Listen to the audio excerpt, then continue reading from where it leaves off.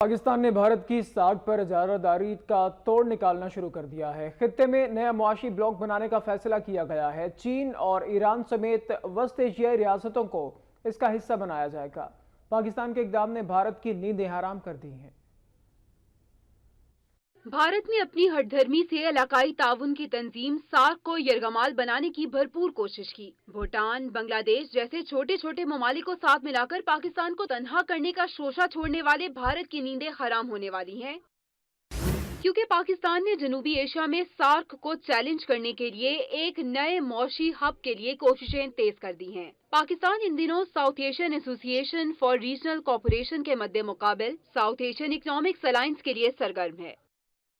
اس اتحاد کے لیے پاکستان، چین اور ایران کے ساتھ ساتھ وسطی ایشیا کے ممالک کو بھی شامل کر رکھا ہے۔ ماہرین کے مطابق اس نئے اتحاد کے لیے چین پاکستان اکنامک کوریڈور ایک مرکزی کردار ادا کرے گا۔